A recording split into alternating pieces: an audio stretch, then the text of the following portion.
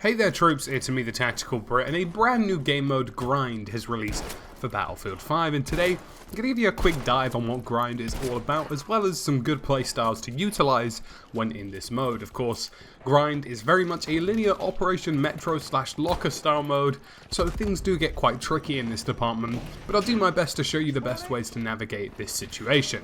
Now, Grind was actually a game mode that I played quite early. I think this was like February, maybe late March, something along the lines of that, when I went over to Sweden to go play Firestorm. This was one of the experimental game modes shown to us, and it was very clear from the get-go that Grind was going to be a love-hate experience for most of the community, but at least it was something a bit different and a bit new.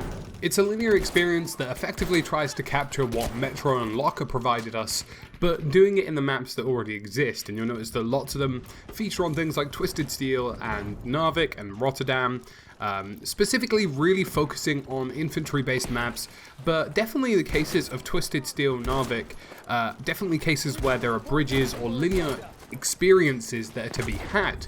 The layout on Rotterdam and Devastation is very similar to what you'll see in things like Frontlines, but ultimately this is all-out head-to-head chaos, and it makes it very difficult for things like flanking routes, and I think you'll find things like MMGs and sniper rifles will reign supreme. Now, for my quick thoughts on this, this was always going to be a love-hate situation. This is not what I want Battlefield to become, or what I see the future of Battlefield as being. It's not something necessarily that I personally enjoy.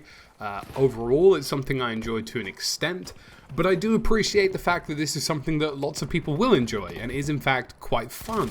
And, just the general focus that, for once, Tides of War is offering us a very unique experience on some of these maps, because I'm sure lots of people have looked at that bridge and gone, wow, just having a bridge-based mode would be great.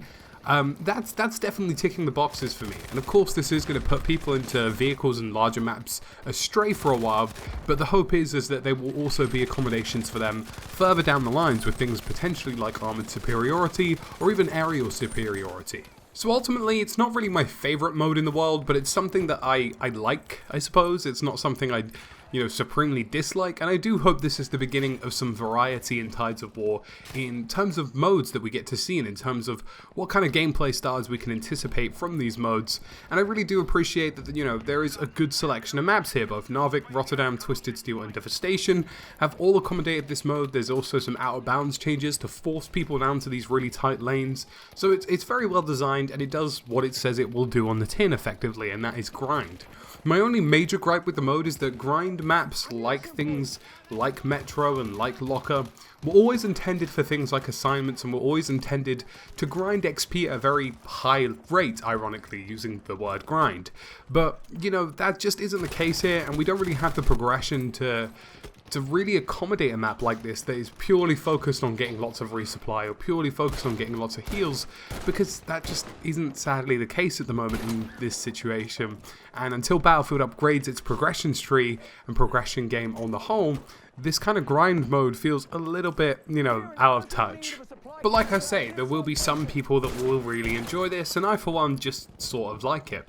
But in terms of how you can perform well, this is something that's entirely difficult in this mode. It's not, there isn't something you could put on the tin and say, here are 3 ways that you could be incredibly good at this mode, because it's a mode that forces a high concentration of players into a very short space, and with that, there is chaos, and it isn't controlled chaos, it's just full-out chaos, and navigating the situation is really sometimes a case of luck as opposed to a case of skill. But with that being said, I do have a list of things that I think definitely do help in this game mode, and it's something that I would highly recommend to do. So for starters, a lot of this game mode is very much fixated upon visual and audio interception.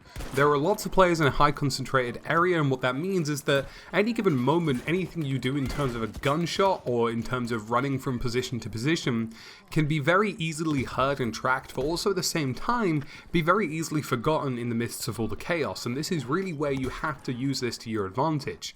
Now, things like excessive gunfire, this is something that I tried and tested as a way of really working around this mode work in some scenarios, but don't work in all scenarios. So for example, if you're looking to mount up with things like MMGs, that only really works at a medium range distance. You have to make sure that you're locking down an individual angle, or at least a small scope of area, and you really at all given costs have to reduce the amount of areas in which people can fire back.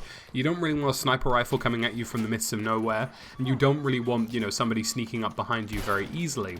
So ultimately, in terms of sustained gunfire, MMG is the only thing I'd really recommend in this department, and I wouldn't recommend it too excessively unless your aim is indeed to suppress. Now in this mode, a lot of the time you're going to see lots of smoke grenades because they're vital for pushes, and of course the smoke barrage is available as an option for the overall squad commander. So when you're using something like an MMG, those tracers become very visible on the map, and I'd only suggest a sustained level of gunfire when you're using it for suppression directly as opposed for anything else. Really, you should be looking for your targets, firing short bursts, and then moving and rotating as much as you can to reduce the opportunity of headshots or counter shots heading back in your direction. Speaking of which, the next thing that this game mode is very much good at, and something I highly recommend doing, is chaos, and sometimes you simply have to play into that, and I'd highly recommend in all given scenarios running with smoke grenades, running with things like incendiaries, whether it's locking off a location with an incendiary grenade or blocking off sightlines with smoke grenades. These offer great opportunities to not only push into objectives, but also to block off sightlines for you to perform flanks. 9 times out of 10 in these modes, due to the linear nature of it, if you're going to perform a flank, it will be from the backside in. You know, you're always going to be behind players in these flanking situations, not on the sides of them because of the restrictions of the map. And because of that, you need to lay down smoke if you're really going to do this effectively. Laying down quick douse of smoke grenades and then flanking people from behind will stop any visuals from behind taking you out before you can get the flank successfully off. And I noticed when I was playing around with a shotgun earlier today that smoke grenades very much would have been helpful. I'm afraid I didn't have them in that class, but as much as the flanks I was able to get off were pretty decent, they weren't as strong as something I could have pulled off with a set of smoke grenades at my hands as well. And really the final thing I'd recommend for grind is checking your loadouts and trying things that you wouldn't necessarily use before. Up until this day, you would never catch me dead with a shotgun, but this mode really does facilitate that playstyle and allows me to use it quite effectively.